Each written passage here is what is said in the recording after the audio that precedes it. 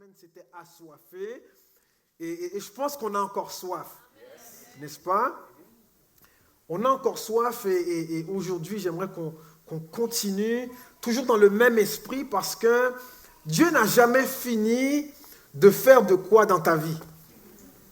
Donc si tu en doutais ou si ton voisin en doute, dites-lui, Dieu n'a pas fini. Il y a autre chose. Dieu a autre chose. Et le message de ce matin s'intitule « Plus haut avec Dieu ». Plus haut avec Dieu.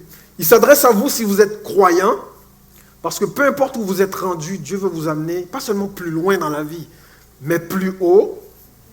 Et il s'adresse à vous si vous êtes non-croyant. Par non-croyant, on entend une personne qui ne croit pas en Dieu, ou une personne qui dit croire en Dieu, mais qui ne pratique pas. Si tu crois, mais tu ne pratiques pas, dans le dictionnaire de Dieu, tu es dans la catégorie des non-croyants. La Bible dit que la foi sans les œuvres, ou la foi sans la pratique, elle est morte. Mais Dieu veut mettre de la vie dans ta foi pour que tu deviennes un croyant véritable. C'est-à-dire quelqu'un qui croit et qui pratique sa foi. Et après ce matin, ou plutôt à partir de ce matin, ma prière et le désir de mon cœur, c'est que plusieurs aillent plus haut avec Dieu. C'est bon? On va commencer avec un texte qui se trouve dans la Bible. Je vais le lire dans Exode chapitre 24, les versets 12 à 18. Moi, je lis dans la version Nouvelle Bible seconde, pour ceux que ça intéresse. Exode chapitre 24, les versets 12 à 18. Je fais la lecture, ensuite on va rentrer dans le vif du sujet. Vous avez trouvé? Ça va être projeté également derrière moi. D'ailleurs, c'est déjà prêt. Voilà. Le Seigneur dit à Moïse, « Monte vers moi dans la montagne et reste là. Je te donnerai des tablettes de pierre, la loi et le commandement que j'ai écrits pour les instruire. » Moïse et Josué, son auxiliaire, montèrent dans la montagne de Dieu. Il dit aux anciens, « Attendez-nous ici jusqu'à ce que nous revenions auprès de vous. Aaron et Hur sont avec vous. Si quelqu'un a une affaire à régler, qu'il s'adresse à eux. » Moïse monta dans la montagne et la nuée couvrit la montagne. La gloire du Seigneur demeura sur le mont Sinaï et la nuée le couvrit pendant 6 jours. Le 7e jour, il appela Moïse de l'intérieur de la nuée. L'aspect de la gloire du Seigneur était sous les yeux des Israélites comme un feu dévorant au sommet de la montagne. Moïse pénétra à l'intérieur de la nuée et monta dans la montagne. Moïse fut dans la montagne 40 jours et 40 nuits. Amen. La première chose que je vais vous dire ce matin, c'est que quand j'ai soif de Dieu, je monte à sa rencontre, quelle que soit la hauteur. Quand j'ai soif de Dieu, je monte à sa rencontre, quelle que soit la hauteur. Le Seigneur dit à Moïse, monte vers moi dans la montagne, reste là. Est-ce que vous avez déjà escaladé une montagne? Levez la main, une petite montagne, ok? Qui a déjà été au sommet du Mont-Royal? Ok. Est-ce que c'était difficile? Non, ça a bien été. C'est une petite balade. Cool, on a été au sommet. Right? Vous savez combien mesure le Mont-Royal? 234 mètres à peu près. C'est léger. Qui a déjà été au sommet du Mont-Tremblant? Mont-Tremblant, oui. 1 fois, 2 fois, 3 fois. Il n'y a personne qui a été sur le Mont Tremblant. Mais vous faites quoi pendant les vacances? Mont Tremblant, ça se fait bien. Comment c'était? Est-ce que c'est difficile, André? Non, ça va, on va au sommet. Vous savez combien mesure le Mont Tremblant? À peu près 970 mètres. Dieu dit à Moïse, monte vers moi dans la montagne, reste là. On parlait du mont Sinaï. Vous savez combien mesure le mont Sinaï? 2285 mètres. C'est plus que 2 fois le mont Tremblant. Ok? Dieu dit à Moïse, j'ai à te parler, toi tu veux me voir? Monte. Et ce matin, Dieu veut dire à quelqu'un, tu veux me voir? Monte. Ouais, Seigneur, c'est juste que c'est quand même un petit peu haut là. Mais quand Dieu t'invite, ça vaut le coup de monter. Et Moïse répond à cet appel-là et il n'a pas donné d'excuses. Et il y a des gens ce matin que je voudrais inviter à s'élever au-dessus des excuses pour aller à la rencontre de Dieu. Parce qu'il y a un rendez-vous pour toi. Et pour certains, monter, ça voudra dire prier la nuit pendant que les autres dorment.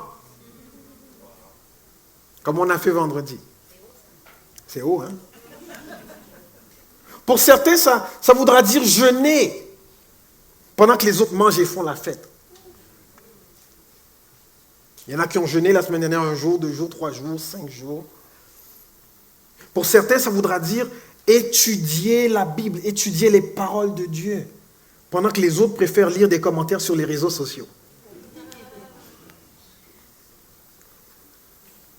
Pour certains, monter, ça voudra dire mettre du temps à part pour te consacrer à Dieu, pendant que les autres font ce qu'ils veulent. Il n'y a rien de mal, à manger, il n'y a rien de mal à avoir un compte sur les réseaux sociaux, il n'y a rien de mal à toutes ces choses, mais il y a un temps pour toutes choses. Il y a peut-être même quelqu'un ici pour qui monter cette année, ça voudra dire viens aux réunions de prière, pendant que d'autres restent chez eux à regarder la télé. Mais Dieu t'invite à monter. Ta croissance spirituelle, ton intimité avec Dieu, le miracle dont tu as besoin, la percée que tu demandes, tu ne l'auras pas en dormant, en mangeant ou en faisant la fête, mais en montant à la rencontre de Dieu. Dieu t'appelle à monter, Dieu t'appelle à aller plus haut. Dans l'extrait que je viens de lire, du verset 12 à 18, dans ce seul extrait, les mots « monter » et « montagne » figurent pas moins de 12 fois. 12 fois dans ce seul extrait-là, les mots « monter » et « montagne », 12 fois. Comme quoi c'est un thème dans la vie du croyant, monter et montagne. Le chemin du croyant, c'est un chemin qui va vers le haut. Parce qu'on est toujours en progression quand Dieu travaille dans nos vies. Mais ce n'est pas tout le monde qui monte. Il y en a qui restent au pied de la montagne. J'ai dit, ce n'est pas tout le monde qui monte. Il y en a qui restent au pied de la montagne. Même si tu es croyant. Parce que le seul fait d'être croyant ne veut pas dire que tu t'élèves. Vous savez, tous les gens qui étaient avec Moïse, ils étaient tous croyants. Même ils avaient tous été baptisés avec Moïse dans la mer Rouge. Tous étaient croyants, tous avaient été baptisés, tous avaient vu ce que Dieu pouvait faire. Mais la plupart étaient au pied de la montagne. Comment est-ce que je fais pour savoir si moi je suis au pied de la montagne? Demande-toi, t'es-tu au pied de la montagne toi ou t'es dans la montagne avec Dieu? Comment je fais pour savoir si je suis au pied de la montagne plutôt que dans la montagne avec Dieu? Je vous donne quelques pistes qu'on retrouve dans le texte ici. Okay? Les gens qui étaient restés au pied de la montagne, ils n'ont pas vu Dieu de près comme Moïse. Eux, ils voient de loin ce que Dieu fait dans la vie des autres. Ils n'ont jamais un témoignage à raconter. Ils applaudissent toujours pour ce que Dieu a fait là-bas. Parce qu'on dirait qu'il ne se passe rien dans ma vie. Peut-être que je suis au pied de la montagne. Peut-être.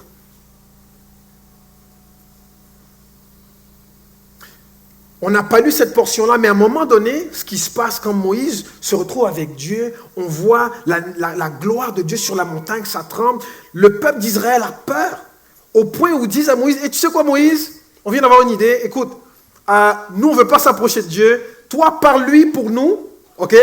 Si il y a quelque chose à nous dire, qu'il te le dise à toi, toi tu viendras nous le communiquer, ça va être beau, puis on va faire ce qu'il va dire, ça va être super. » Quand tu es au pied de la montagne, tu dépends toujours sur les autres comme intermédiaire pour recevoir quelque chose de Dieu. Tu dépends toujours de la prière des autres. Quand tu as besoin d'une parole de Dieu, tu dépends toujours de quelqu'un qui entend la voix de Dieu, qui est capable de te la rapporter. Mais pour toi-même, tu n'entends jamais la voix de Dieu. Tu es au pied de la montagne.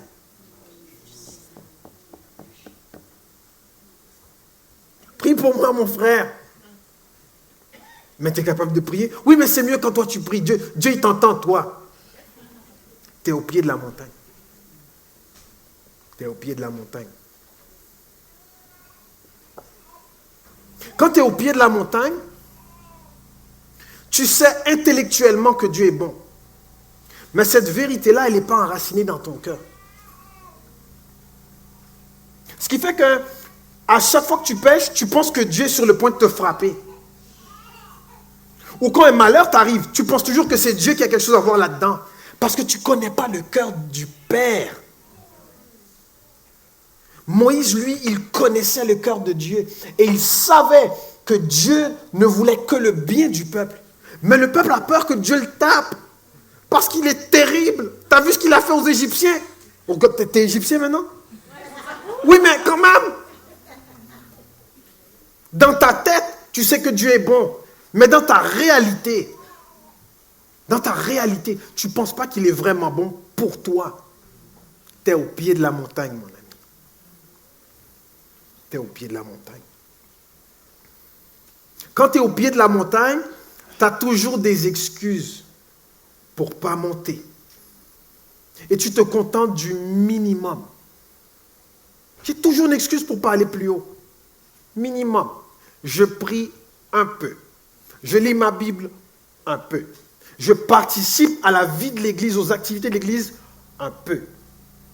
Je m'intéresse à la volonté de Dieu un peu. Tu es au pied de la montagne. Tu es au pied de la montagne. Mais ce matin,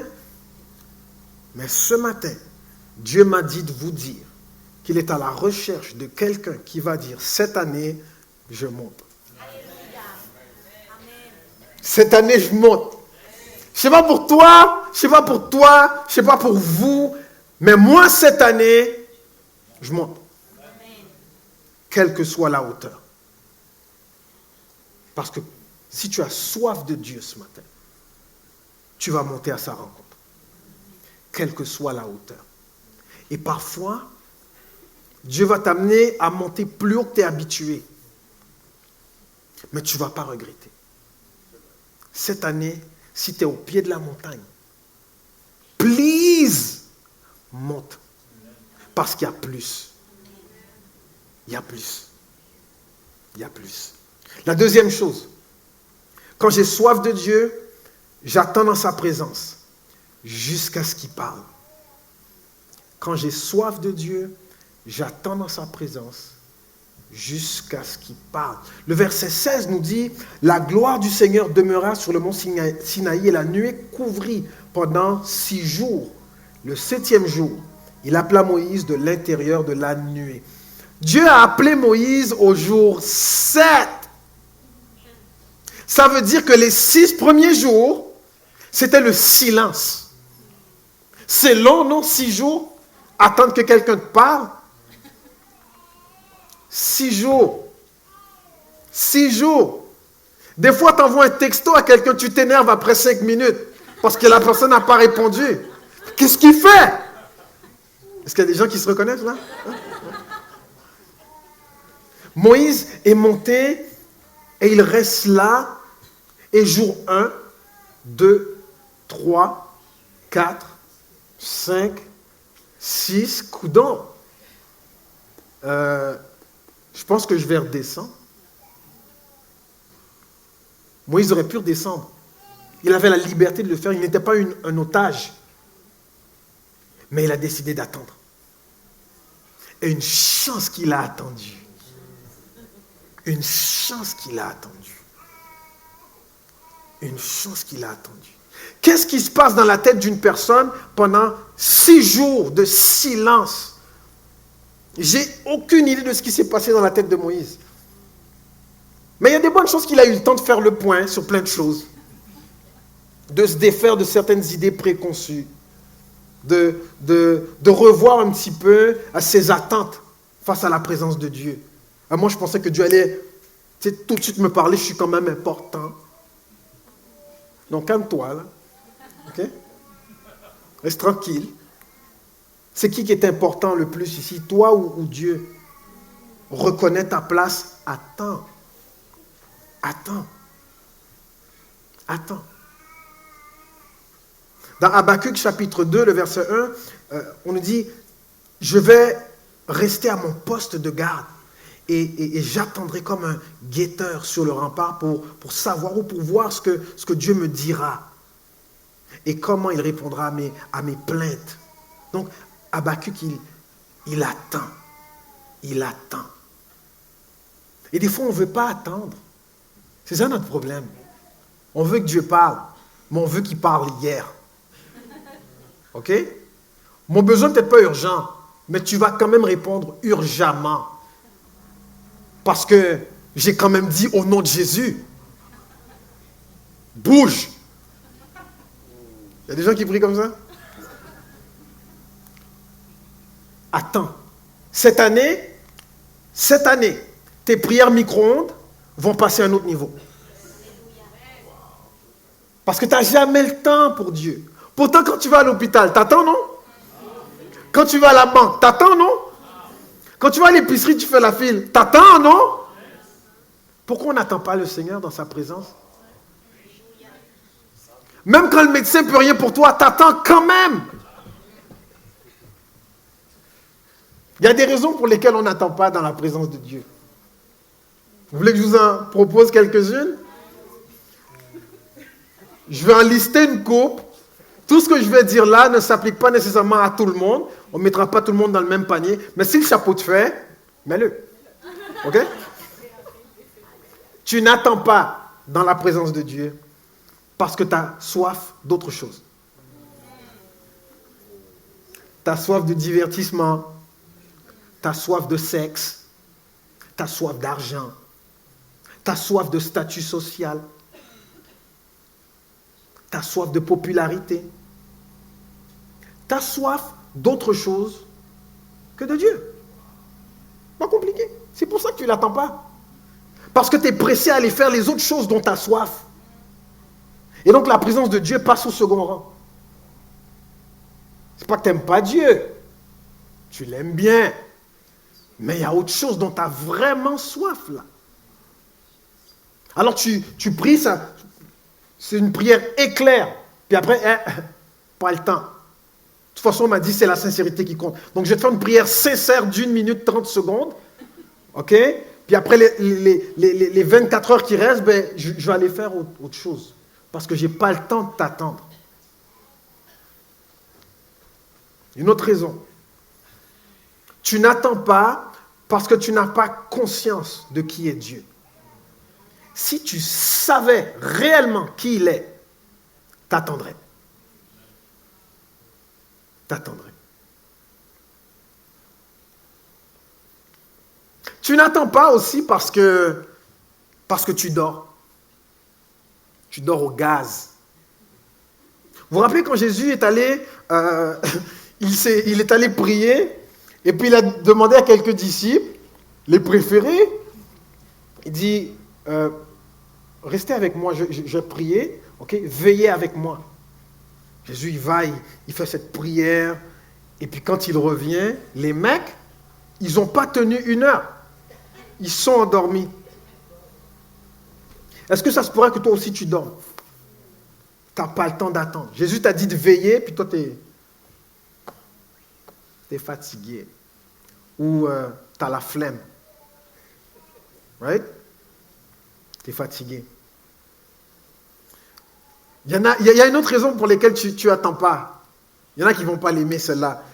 Mais je le dis avec amour, d'accord?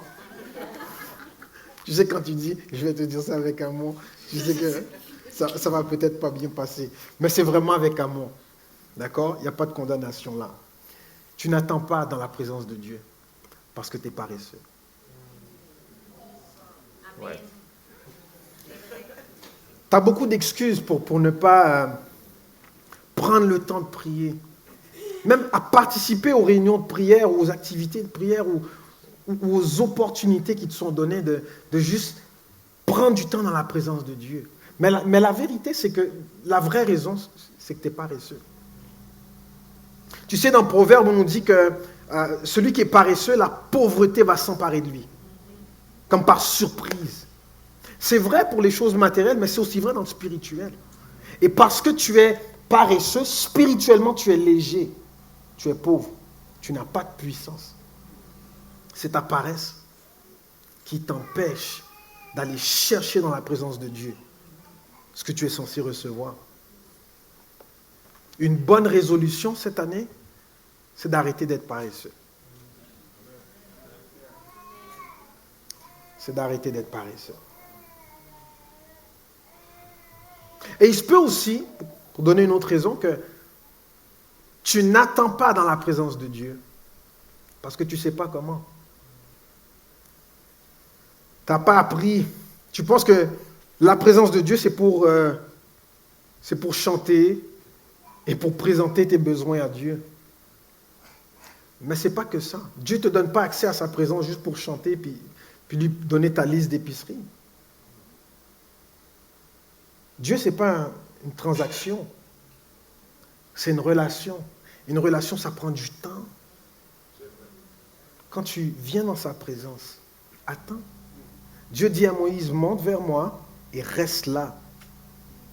Il ne dit pas, monte, je vais te donner quelque chose. Moïse, si ça se trouve, ne savait même pas qu'il n'allait pas manger pendant 40 jours. Il ne savait pas. Dieu m'a dit, monte. Je suis monté. Où est ton frigo, Seigneur? On va avoir faim, non? Allô?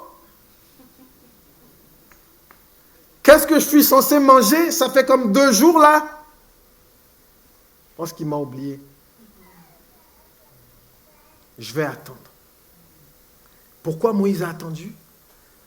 Parce qu'il connaissait le cœur de Dieu. Il savait que si Dieu l'avait fait monter, Dieu ne l'avait pas oublié.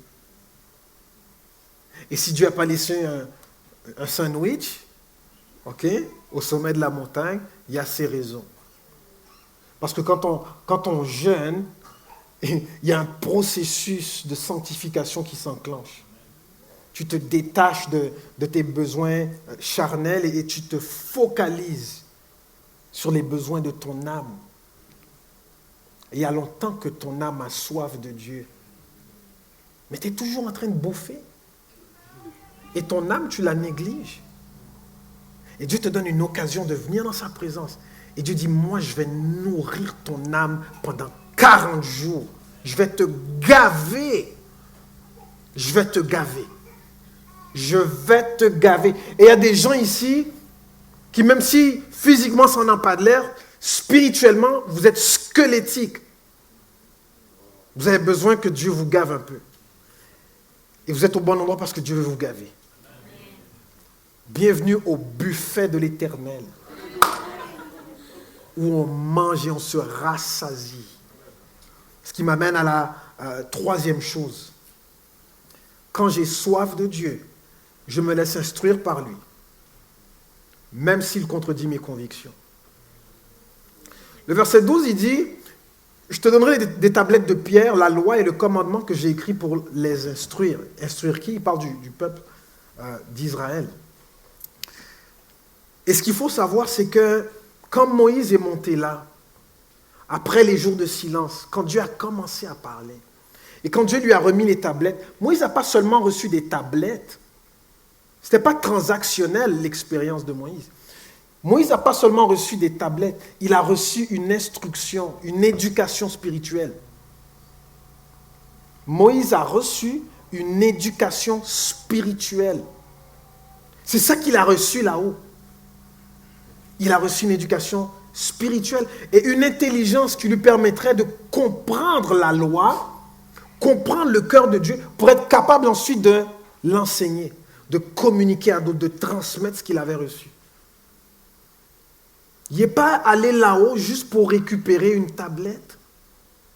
Il est allé recevoir une intelligence spirituelle neuve pour comprendre Dieu, pour comprendre le cœur de Dieu, la volonté de Dieu, les plans de Dieu, et être capable ensuite de le transmettre à d'autres. Dans Romains au chapitre 12, on peut lire « Ne suivez pas les coutumes du monde où nous vivons, mais laissez Dieu vous transformer en vous donnant une intelligence nouvelle. » Ce que Dieu a fait avec Moïse, il veut le faire avec toi. Il veut le faire avec toi. Quand tu lis la Bible, est-ce que tu comprends ce que tu lis? Lève ta main si tu comprends. Ouais, ok. 4 personnes qui comprennent, c'est bon. All right, 5. D'accord. Quand tu lis et tu comprends, est-ce que tu acceptes ce que tu lis?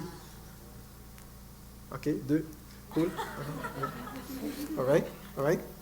On va faire un appel à la fin. Et une fois que tu as compris et que tu acceptes, qu'est-ce que tu fais avec? Est-ce que tu partages? Parce que c'est ça le but.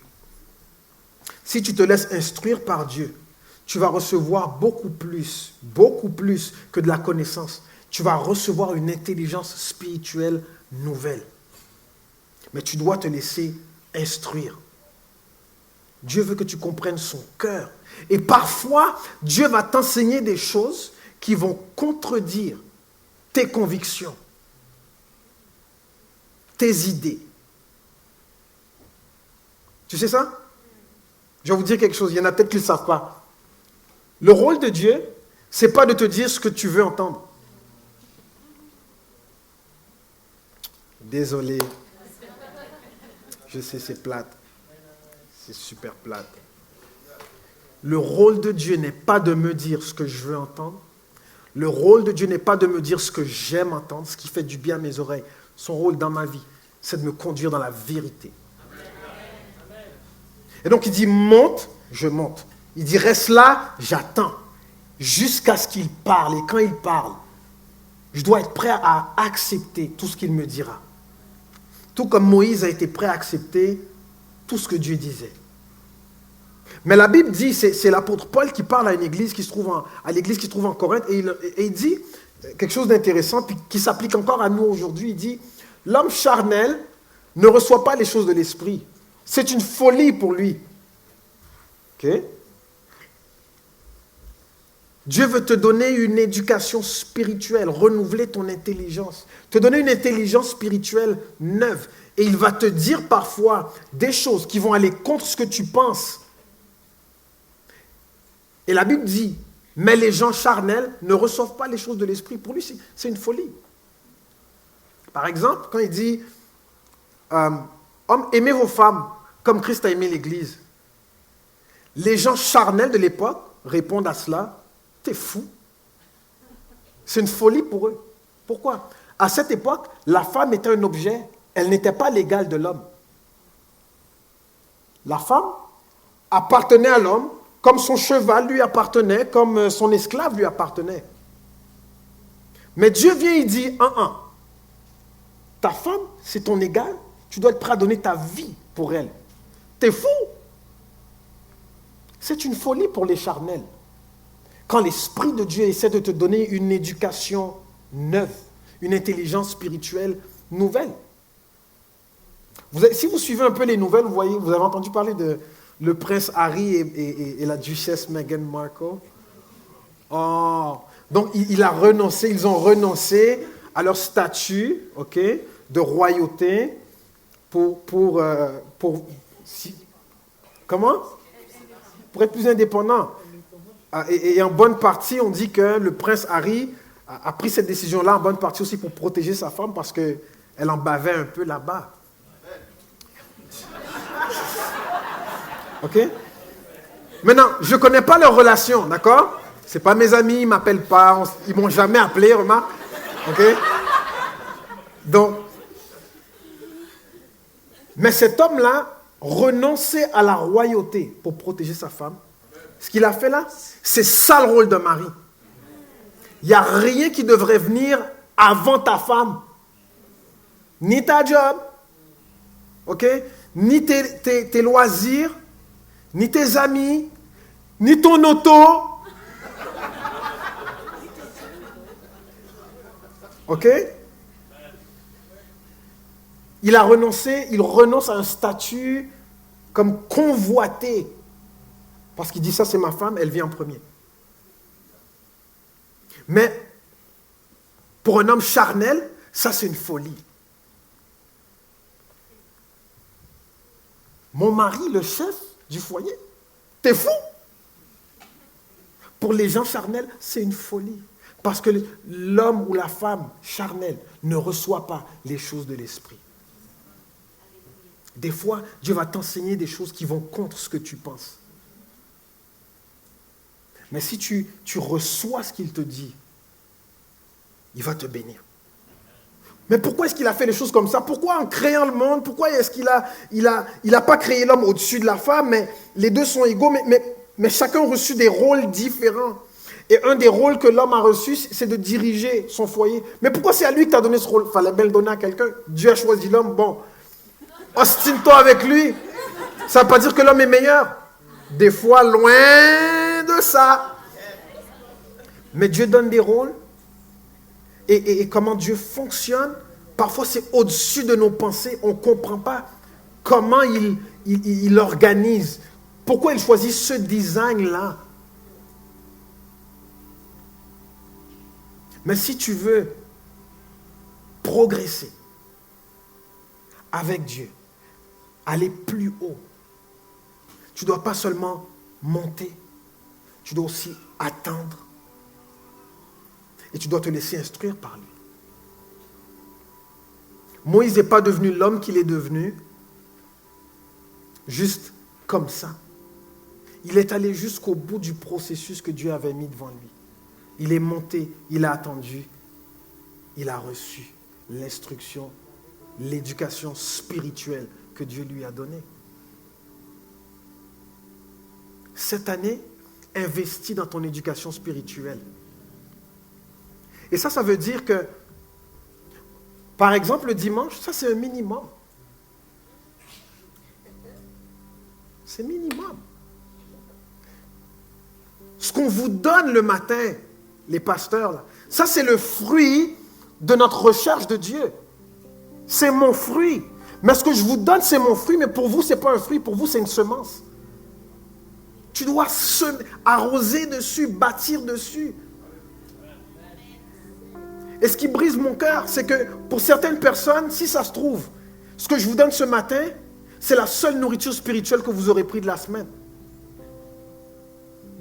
Il y en a qui vont se dire, ils vont manger spirituellement la prochaine fois, dimanche prochain.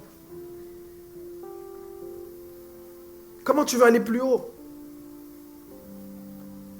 Comment est-ce que tu veux que ton cœur soit transformé par Dieu? Comment est-ce que tu veux que cette intelligence spirituelle nouvelle puisse se développer chez toi? Si tu manges une fois par semaine,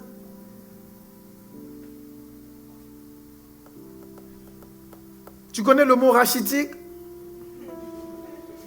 Moi, je pense qu'il y a des gens spirituellement qui sont rachitiques parce qu'ils ne se nourrissent pas. Ils ne se laissent pas instruire par Dieu.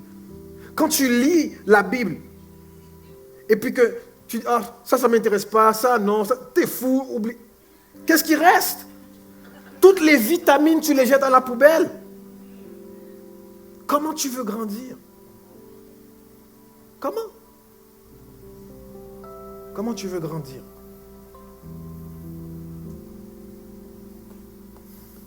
Laisse-toi instruire par Dieu cette année. Laisse-toi instruire. Laisse-le transformer ton intelligence. Il y a des choses que tu penses de toi, que tu penses de Dieu, que tu penses du bien, du mal, que tu penses des gens, que tu penses de l'Église, qui ont peut-être besoin de changer.